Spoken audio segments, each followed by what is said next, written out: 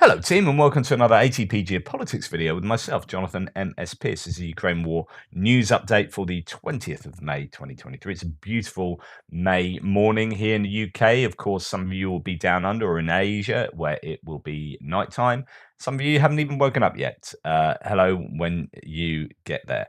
So let's go to the usual opening point, which is the Ukrainian general staff figures for the Russian losses for the day before. And I think these are indicatively useful, as I always say, all the usual caveats, yada, yada, and indeed, yada. 670 liquidated personnel. I think we're starting to see things tick up, potentially a little bit. We're in the 600s on a daily basis rather than the 500s. 4 tanks, 5 APCs, 19 artillery systems. That is a significant number, and that fits in line with what we've seen for the last week, where we've had in the 20s. I think we even had one day of over 30, and then the teens and late teens as well. So just really concerted effort, it seems, for the Ukrainians to try and take out that Russian artillery. This is a big one. 6 anti-aircraft warfare systems. I don't know what they are. Does that include, high value targets like S-300s? Well, there's a claim that an S-300 radar was hit. Would that radar piece be included in the anti-aircraft warfare systems? That does say system rather than below the special equipment. 32 drones, 20 vehicles and fuel tanks. So vehicles are getting hit on a regular basis. I've seen a number of vehicles get hit by the RPG-7 FPV drones. Those are first-person view drones carrying those RPGs, rocket-propelled grenade warheads. Someone, a pro-Russian in a thread, tried to call me out and saying, "Stop spreading misinformation. You should know better than that." Blah blah blah. Those drones can't handle the weight of those. There's a picture of all those drones laid out with the RPG-7, and I presented an article that showed exactly that they could. That they can handle 2.5. Those particular scalpel drones can handle 2.5 kilograms of weight, and yeah, it's just really clearly laid out in a whole bunch of places. And yeah, so it's not misinformation at all. And also when you see the videos, quite often the RPG-7 warhead is poking out the front of the video. You can literally see on the video that they are carrying, those are drones, quadcopters carrying those RPG-7 warheads. It's just like, okay, and 4 pieces of special equipment. Anyway, before I start ranting, this is significant. I think we are seeing just a degradation of the Russian forces to a really significant degree on a daily basis. And here is evidence. Well, here is an indication of that, and hopefully I can provide you at least some evidence for that. Now, before we get there, there was another big drone attack. 18 Shahed drones attacked overnight. In addition, 2 more were shot down earlier near Dnipro, as well as a Merlin drone. So there's the Ukrainians claim that 100% of the drones were shot down, as far as I can work out, certainly in the Kyiv area. I think Kyiv has just got a much, but as you would assume, because it's a capital and has high value targets there, it has the best air defense system around it. And yeah, so sending drones against Kyiv is probably not the brightest thing to do, I would have thought. And I get a feeling that we are stopping seeing. Well, maybe this is part of that, actually. So we were seeing a lot of drone attacks that were just probing in all sorts of different places to get a sense of, to give information to the Russians as to where the air defense systems were. So these could be sent against Kyiv for that reason. These are just sacrificial to find out exactly where all the air defense systems are in Kyiv. So what's generally happened? I don't usually include this kind of summary, but I think it's interesting for a couple of points. So Ukrainian long-range artillery hit and destroyed overnight 1 command post, 7 concentrations of weapons and military equipment, 2 artillery units at their firing positions, 6 electronic warfare stations, so that's important, 1 ammunition depot, and 1 S-300 radar station. So those 2 bits, I think that fits into the special equipment and anti-aircraft warfare systems categories in the general staff figures that I've given you. And I think, Storm Shadow, as you can see here, Storm Shadows being used, are they what has been used on Mariupol? We'll come to Mariupol in a second. Before we get there, let's talk about this. This is very significant if it happened, and I can't imagine it didn't happen. There is definitely, and there's videos of this, there are definitely a large number of tanks, or there is definitely a large number of tanks that have been spotted near actually Mariinka. So this has been geolocated um, uh, by a number of people. Here it is. Here's the video geolocated by Andrew Perpetua here, and the video indicates a whole bunch of equipment that has been spotted right at the back of Mariinka. As you can see there, just a load of different units, and these are high value targets as well because they're T-90 tanks.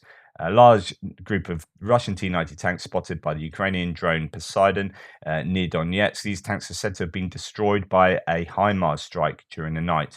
Waiting for the video. Obviously, if it's at night, you're unlikely to get a video of that happening, but maybe a drone video of the outcome of that.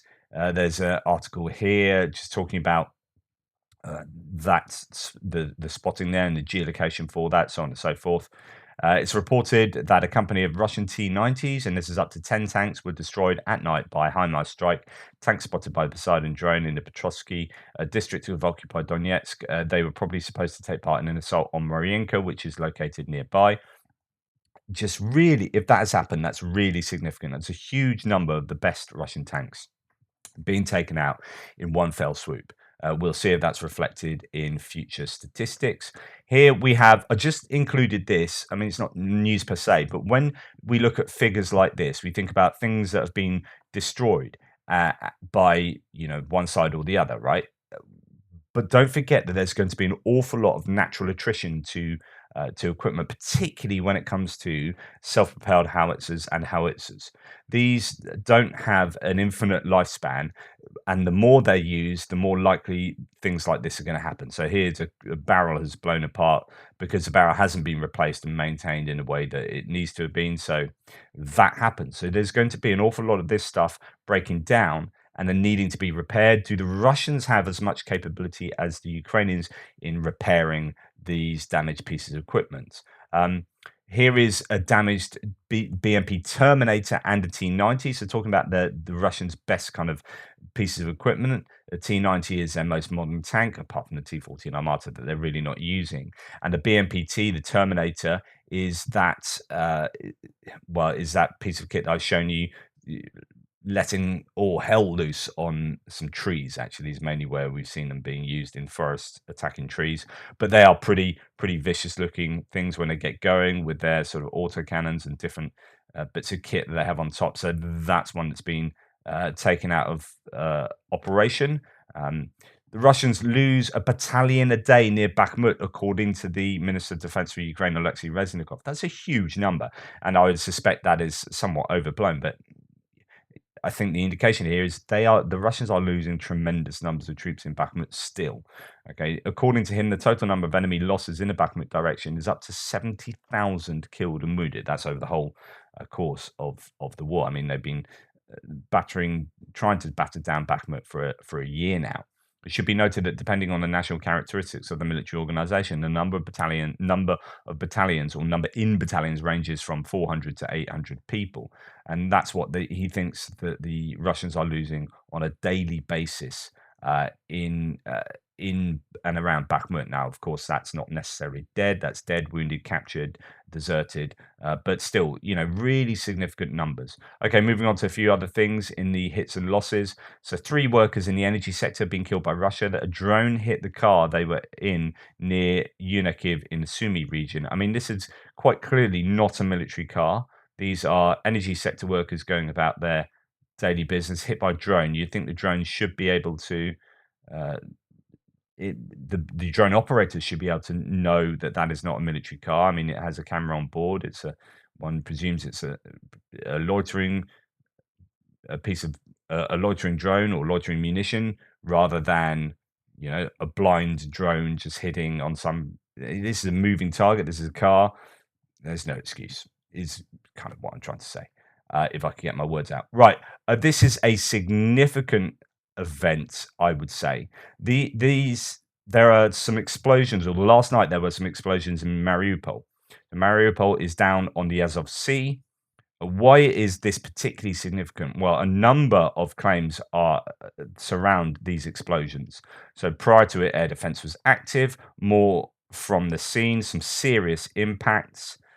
These are some significant explosions as they pop up, or as one pops up in a second. No. Oh, I think that's yeah. There we go.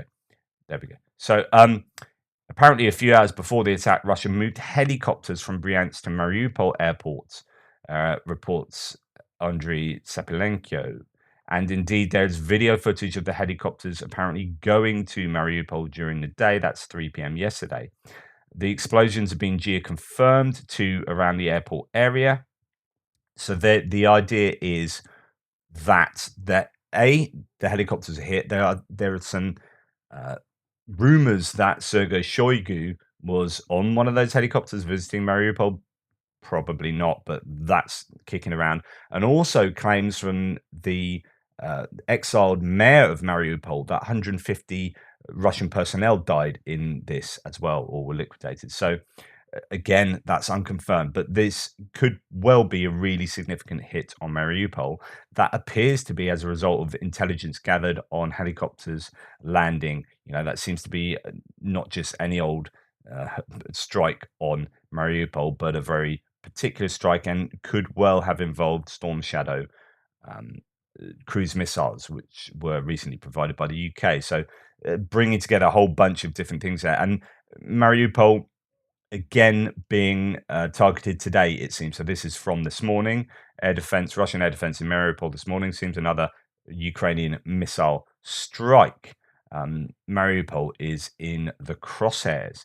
And the Russians have fired at one of the thermal power plants and it stopped working. Energy experts do not specify which thermal power plant was attacked. However, it is noted that Russians damaged the main lines that provided power. I presume this is from the other night, attacks the other night.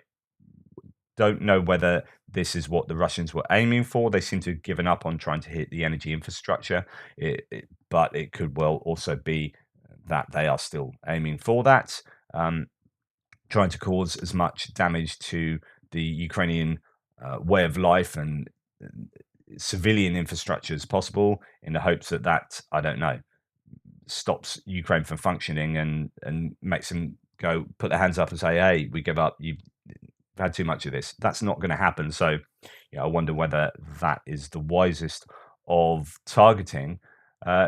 Now, moving on to odds and sods. Here, it looks like a few important Biden administration defense and State Department operators are on the way out. First, Undersecretary of Defense for Policy, Colin Kahl. And this is interesting because Colin Kahl, according to some, might have been why the F-16s took so long to be given the green light. So Phillips O'Brien says, in answer to the question, who are the protagonists on the other side, Sullivan and Milley, and why a gradual shift to Blinken's position? So this is the idea that Antony Blinken was one of the main people behind the decision for the Americans to green light the F-16s. And Phillips O'Brien says, on the other side, it's a great question. There was obviously a large group in the administration who wanted to delay the move. Kahl was the most obvious because he gave such extreme public testimony on the subject. But of course, it had to involve other powerful people, and the two you name makes sense. Historically, that kind of change has the hallmarks of the president changing their mind. It might be that Biden just came down hard on the Blinken side on this, in which case the entire machinery of government reset. It has happened in the past. Why did Biden change his mind? No one knows, but a few things stand out. Unlike with tanks, the Europeans had almost unanimously gone over to a pro-fast jets for Ukraine position, and we're going to talk about this in a little while. So the US was looking slightly ridiculous. Also, anti-F-16 group actually did accomplish something from their point of view. They've kept F-16s out of Ukrainian hands until after the summer fighting is over. A terrible choice, in my opinion, but not theirs. Plus, my guess is that talks with the Chinese, never discount this, helped the US decide that Russia could not really escalate because of this. This is something worth considering. China giving a lot of signals lately that they are frustrated with Russia. Add it all together, leads to a screeching Biden administration U-turn led by the president, which, he's saying that other people kind of have that kind of view. But the important thing here is that Colin Kahl has gone, and that seems to be as a result of this F-16 positioning. So fascinating, some machinations taking place in the White House. Now, I'm going to be very interested to see where this goes. The Wagner mercenary group, according to Chris Owicki, is reported to be pulling its most experienced members out of Ukraine and sending them to Sudan, with the remaining, quote, unnecessary fighters being left to die in Bakhmut. It may rebrand itself as a musicians or orchestra private military company. The Russian Telegram channel that Chris Owicki uses a lot reports that, according to a source presumably within Wagner, Wagner's boss Prigozhin has begun to withdraw the most proven and experienced cadres of the Wagner PMC to Sudan, which may become a future base for Wagner in Africa. In Sudan, the PMC has a new big new contract with the Rapid Support Force, which has been fighting Sudanese government forces, and redeployment of mercenaries to that country has begun, including those who took part in fighting in Bakhmut, so on and so forth. This could be an indication that Bakhmut has not gone well. Prigozhin really has lost, in a sense, in his wrangles with the MOD, or at least there is no future for recruiting meaningful amounts of people from, say, the prison services or from within prisons. So, in the event that Wagner can't do that, then there's no real option for Wagner to continue in the way that they previously have done in the Bakhmut area. They are a dwindling resource, so it could be that he's going to cut his losses and say, right, we're off to Sudan, where they can make serious money. It appears, they're in all these places in Africa where there are, interestingly, natural resources that are fairly precious. So that's definitely something to look out for. Although Bakhmut appears to have the town itself appears to have pretty much fallen into the hands of the Russians. Thomas Tyner says Ukrainian offensive is a bit delayed as the ground in the east isn't fully dry yet, and Dnipro is still in the snowmelt flood phase. Ukraine is using the time to raise 3 more mechanized brigades and 1 additional pontoon bridge regiment. That's according to him. Perhaps take that with a pinch of salt, although he will have connections that I don't have, of course, and have a load more knowledge than me. But it could be that this delay is indeed in line with what Zelenskyy has said, which is we need more time, we need more stuff. They want to make sure that this counteroffensive is as successful as it possibly can be. I'm going to dip into that with, I think, is it a Wall Street Journal article this afternoon in the extra video that talks about how the counteroffensive has to be really big and really bloody and really successful. And we'll talk about that a bit later. Okay. Bakhmut, there was supposedly a really big incendiary munition attack on the remaining buildings in Bakhmut last night that the Ukrainians hold. It's a realistic possibility, says Tim White, that Ukraine may lose Bakhmut, then quickly regain it by continuing to attack the flanks and trapping the Wagner troops advancing in the center. This was a scene in Donetsk town early this morning, and indeed, this is what it looks like, as according to one bit of footage. It came out last night. It's unverified, but this definitely is Bakhmut. You can't really tell for sure, but this was sort of doing the rounds, and that is, I know it's a bit blurry, but you get the idea that that is just horrific destruction. Whether that is definitely Bakhmut last night, it looks like a much larger area than what the Ukrainians actually control. So who knows for sure? But yeah, they're holding on by their fingernails in the last sort of buildings to the south of the western area. Okay, then we're going on to military aid. Of course, I've talked to you. I did a video on F-16s, a huge U-turn. The green light's been given for the re-export of F-16s to Ukraine, that there's a coalition of European forces that are going to be delivering training, and one would assume, that's training for the mechanics and for the logistics pathways to be put in place. There's some claiming that would have been happening previously anyway, that these things aren't just a sudden decision of like, okay, let's suddenly do this.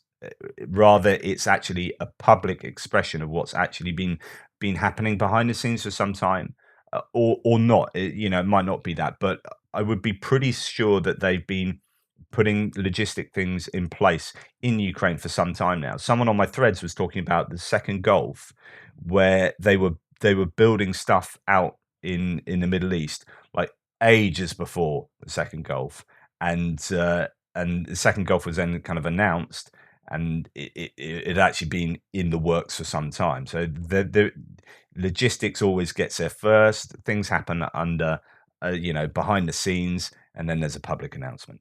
So the Guardian actually did a really good article on how F-16s make the difference for Ukraine in the war against Russia. Just want to dip into a couple of bits.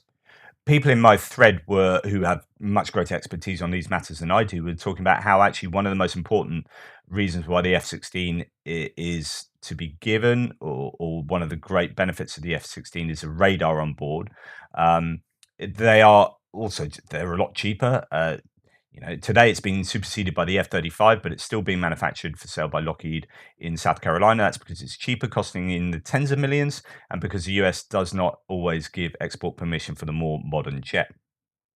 There are lots of countries that have the F-16. It is cheaper because it's been around for much longer, and it gets manufactured to a greater scale. So these things, are come down in price. But yeah, loads of information here. Current thinking in the West has obviously changed and done a volte-face. But Western officials said on the 19th of May that training will begin in the next few weeks at an unspecified site in Europe and will take a few months to complete. Learning to fly the F-16s is a job for experienced pilots, and they would have to be taken out of the war to train. Ukraine is said to have identified 50 pilots who it would hope to train immediately. Estimates vary, but it could take 4 to 6 months to train pilots to do a combat proficiency. The requirements go beyond pilots too. An aircraft has to come with a weapons package, ground crew, and support, said Douglas Barry of the IISS think tank, meaning Ukraine will need spare personnel and to train its own cadre of engineers. It is more complicated than learning how to use a Western tank, and the ways in which that can be used. I mean, they boldly asked for 200 of these originally. How many they'll get is obviously a hugely open question. Now, that coalition that was already, the UK, the Netherlands, of course, were really important, and a few other nations. Well, now Denmark and Portugal. Someone said, "Don't give Portugal a hard time," and I hadn't. I think they thought I'd said something about an Iveco Portugal truck or something, and I hadn't. But anyway, Portugal, awesome. So Denmark and Portugal have joined in this coalition, international coalition of nations to help provide the F-16, that whole provision from training the pilots to training those staff and to providing spare parts and all, and the airframes themselves. I don't know how much the US will actually play a part in this other than giving permission. Whether they will just say it's too hot for us to be involved in this. We don't want Russia to say this is a war against the US. So it's a case of saying, right, Europe, you can deal with this one. You've got enough stuff. We've given you the permission. Go for it. But they may also help behind the scenes as well. Portugal has also agreed to train Ukrainian pilots and mechanics on Western-type combat aircraft, according to Ukraine's foreign ministry. Speaking with Danish media outlets DR and Ritzau, Poulsen didn't provide any further details on the training, saying its format would be finalised with allies during the next month. Someone below says Denmark has the will and the F-16s to give, just a matter of time now, though possibly 6 to 10 months is not unrealistic until we see F-16s actually deployed in Ukraine. That's the golden question. When will we see them in the air, in the airspace above Ukraine? Biden will announce a new $375 million military aid package to Ukraine after meeting with Zelenskyy at the G7 summit, Politico writes. I have been thinking about this for quite some time now, and interestingly, a couple of people said in the threads yesterday, and some people got antsy because I did a political bit of political analysis, and I don't do politics. Like, here's a geopolitics channel, it's kind of what I do. But some people are saying actually all of my Republican friends don't have an issue with anything, and they're fully in support of Ukraine. And some other people saying actually I'm a Republican, and all the Republicans I know don't want money to be spent on Ukraine. So there depends who you hang around with, I guess. But this brings to the fore here this idea, and some people said this yesterday, that the US shouldn't put a monetary value on their aid assistance. And I kind of agree with that. Tell everyone what you're going to give the Russians a bit of a, oh no, they're going to give X, Y, and Z, but don't say how much it's going to cost. don't say where you're going to get it from. Is it drawdown? Is it here? Just say we're going to give this, and actually, you'll probably find that most people in the American public would get behind the US giving some stuff, but when they start saying it's going to cost $8 billion, people go, well, that's money, and you can be spending money over here rather than, because they don't understand how that all gets equated and evaluated, and it's not like money out the bank, as I keep saying. So just don't mention the monetary value, just mention the stuff. So I kind of agree with that. So here is some footage of an echelon of Italian Centaur B1 tank destroyers and Iveco VM90 on the move in Italy, right? But this may not be going to Ukraine, so it's a pinch of salt and all that. Rumors say it might be heading for Ukraine, although it's unconfirmed. Why is this important? Well, Zelenskyy went to Italy first when he went to those 4 nations around Europe, and he said, yep, it's been pretty good in Italy, but nothing particularly was announced. And lots of people were talking about the B1 Centaur tank destroyers.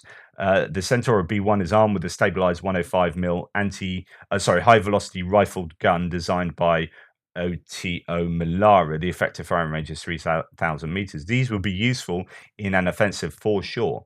So this kit, and some people have been talking about the Centaurs for some time. Will they be given? This could be an indication that they have been given, or they might just be moving some around Italy.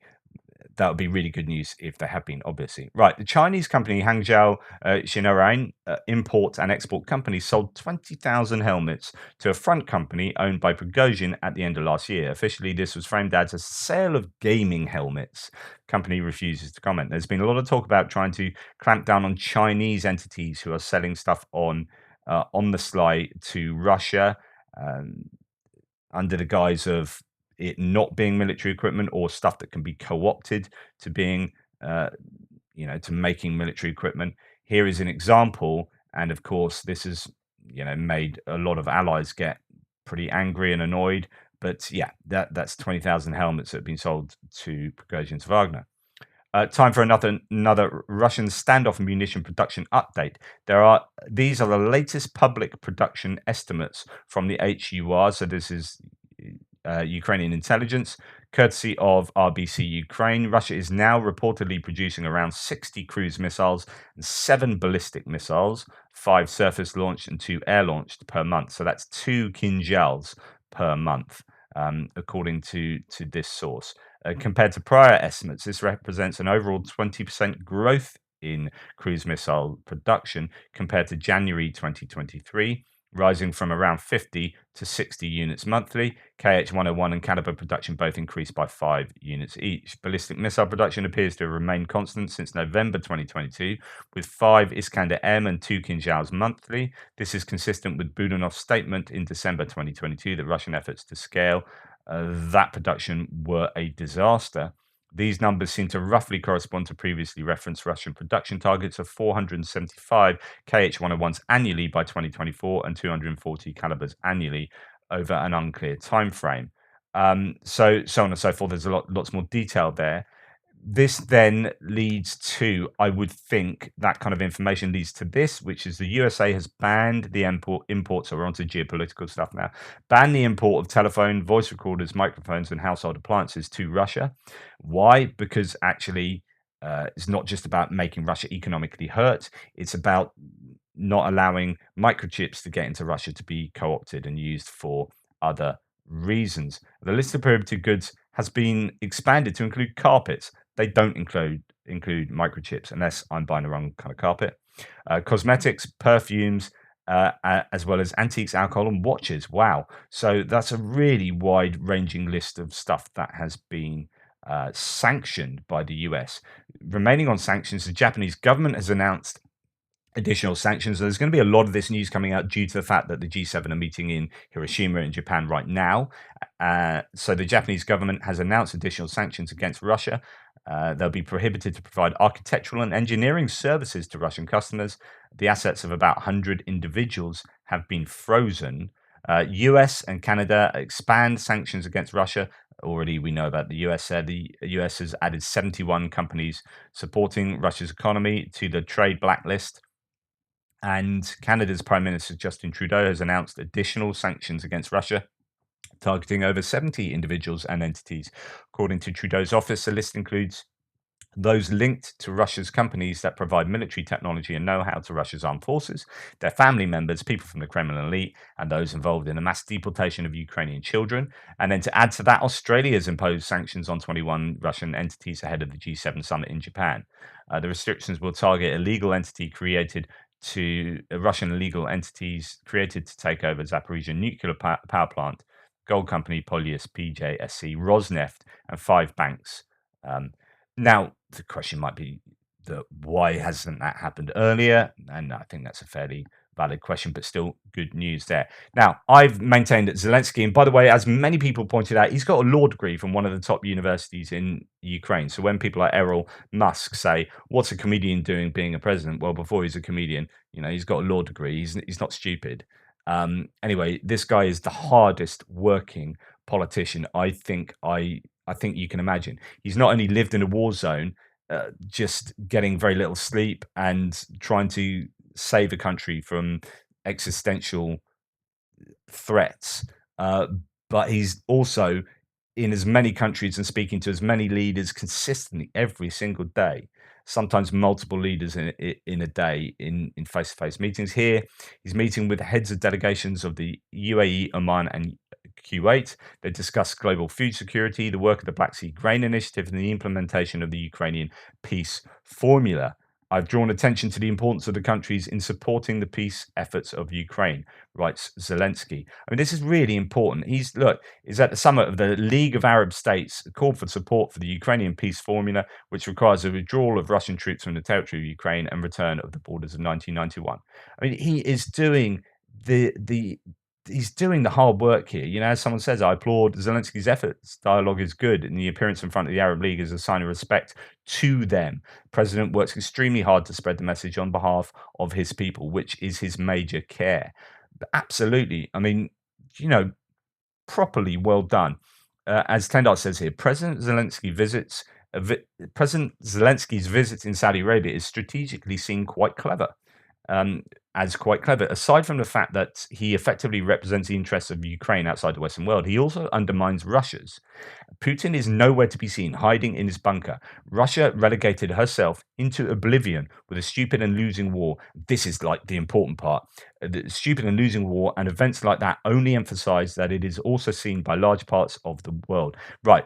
Thierry Schmiedlin, who is such a great supporter of my channel and member, thank you, Thierry, a legend, says, just to summarize, this week alone, G7 summit in Hiroshima, Japan. No Russia. So Russia used to be in the G7, and after the 2014 annexation of Crimea, they were kicked out the G7, right? But they're not there in Japan.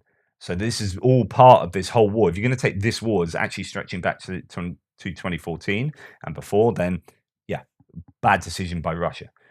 Russia is not the G7 summit. Arab League summit in Jeddah, Saudi Arabia. No Russia. Central Asian summit in Xi'an, China. No Russia. This is how a former power disappears from the world stage. Especially the Central Asian summit is an epic disaster for Moscow. China was not interested to have Russia even for symbolic reasons there.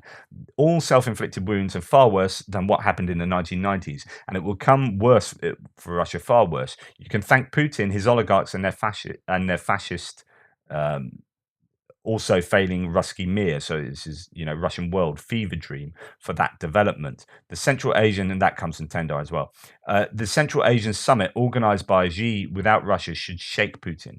That's not only an epic failure for Russian foreign policy, that's a tsunami that shows him what he and Russia are for China. Nobody. And then just on that final point, and thanks Thierry, absolutely right. Where are Russia and these important events on the world stage? Nowhere. This represents a major geopolitical change in the world order, says Trent Telenko. This is really kind of significant in a way that this might go under the radar. Russia's port of Vladivostok, which is right on the eastern shores of Russia, right down by China, will be added to the list of transit ports for the domestic transportation of goods. After 163 years, Russia is reopening this key port to China. Uh, and after it was ceded by the Great King to the Russian Empire in 1860. Not only that, the northeastern interior of China will gain access to the sea. Now, this is so significant. You've got a port which this is going to challenge Russia. You've got China, not Russia, Japan. You've got China suddenly on the Japanese, much closer to the Japanese sort of nation itself, with a major port there, all that shipping. Not that they're overly keen on Russia being there either. So that changes local geopolitical situations, but it also is reflective of Russia being a vassal state of China. China have obviously negotiated themselves to have massive access to Vladivostok, both over land from the west, but also as a port and out and into the sea. This is hugely significant and just shows that Russia is desperate in order to cede this. Yeah, what do Russia get out of it? Well, they probably get some small little tokens out of it. But really, this is China being able to exert its influence over Russia. Russia is weak, needs all the help it can get, and that puts China, sorry, in the power position on the negotiation table. So, like I said before, if Russia lose this war, China gain. If Russia win the war, China gain as well. They're in a win-win situation. They can just pick all the pieces up for Russia after the end of this war, and say, we'll help you put yourselves back together. But by the way, we're going to have this, and this. I think you're starting to see that already here. That is significant. Anyway, thank you for watching. Please like, subscribe, and share. Sorry, my words are struggling to get out. Just to remind those who don't know, I've got primary progressive multiple sclerosis, and when it's early in the morning like this, my brain is just like and I struggle. So apologies for that. Anyway, take care. I will speak to you later.